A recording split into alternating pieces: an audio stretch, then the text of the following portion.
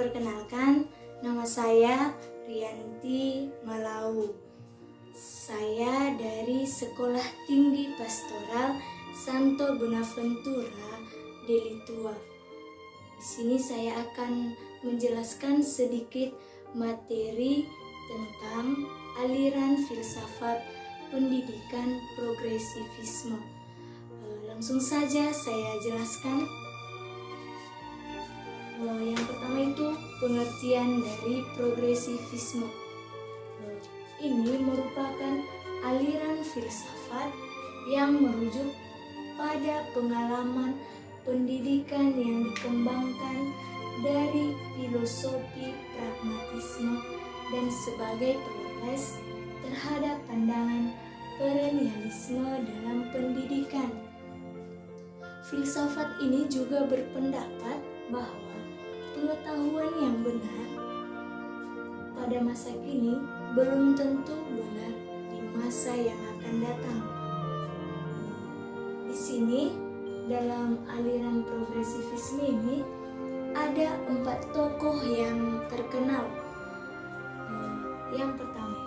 Tokoh yang pertama itu si John Dewey, yang kedua si George X. Taylor, yang ketiga William Owen, dan yang keempat Ernest Bailey. Di sini ada beberapa ciri-ciri yang terdapat dalam filsafat progresivisme. Ciri-ciri yang pertama, poin yang pertama itu, progresivisme itu berakar dari pragmatisme. Yang artinya filsafat ini, progresivisme ini dipengaruhi oleh ide-ide dasar filsafat pragmatisme, di mana telah memberikan konsep dasar dengan asas yang utama, yaitu manusia untuk terus mempertahankan hidupnya terhadap semua tantangan yang pragmatis, memandang sesuatu dari segi manfaatnya. Itulah dari ciri-ciri aliran pragmatisme yang pertama. Yang kedua itu sarana pendidikan, merupakan untuk meningkatkan kecerdasan yang praktis atau kompetensi dalam rangka efektivitas pemecahan suatu masalah yang akan disajikan melalui pengalaman. Inilah ciri-ciri yang kedua.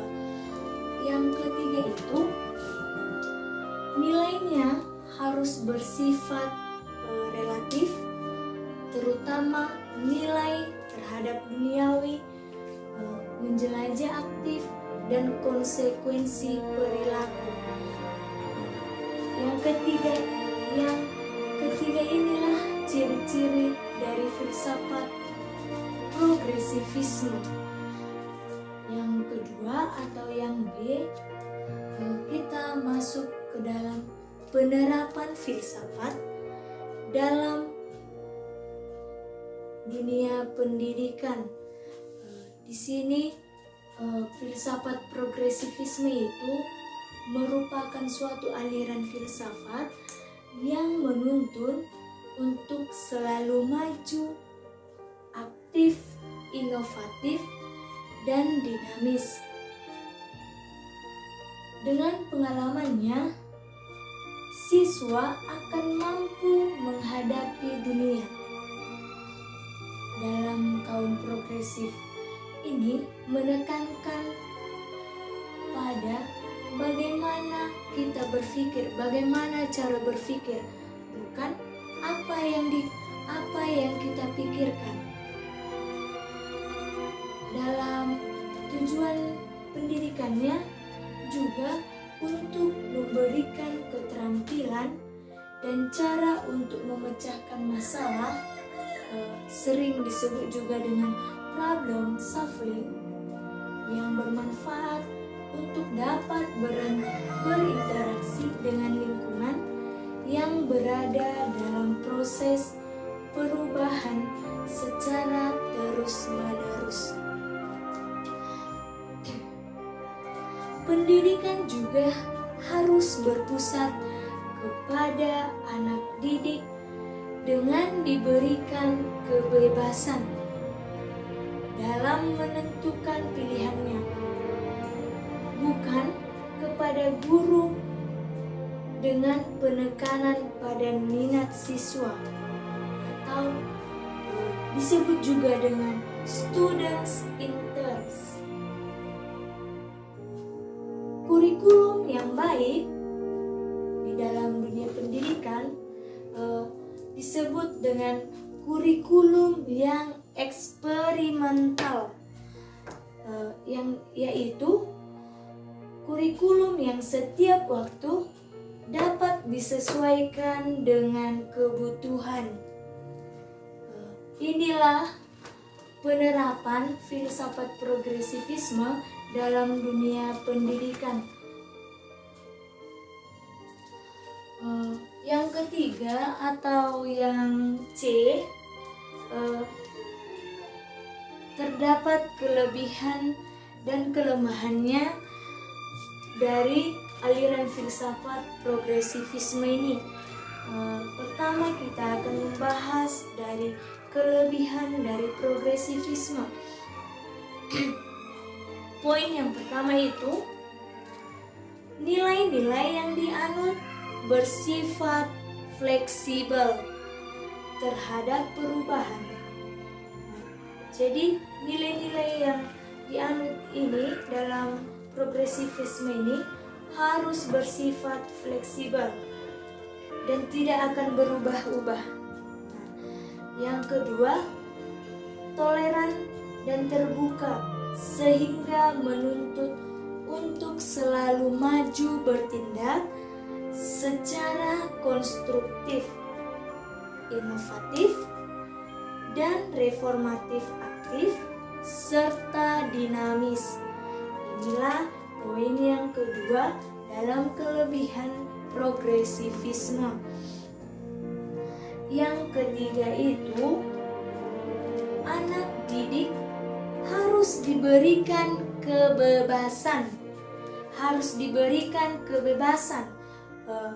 Secara fisik maupun cara berpikir.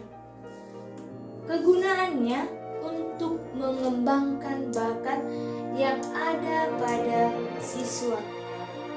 Kemudian kreativitas dan kemampuannya yang terpendam dalam dirinya tanpa terhambat dan dalam rintangan yang dibuat orang lain. Itulah poin yang ketiga. Kita masuk kelebihan yang keempat itu, menjadikan anak didik yang memiliki kualitas dan terus-menerus untuk maju sebagai generasi yang akan menjawab tantangan di zaman modern atau di zaman yang baru ini. Inilah kelebihan dari progresivisme ini.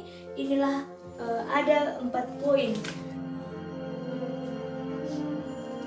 Baik, kita lanjut dengan kekurangan atau kelemahannya dari aliran filsafat progresivisme.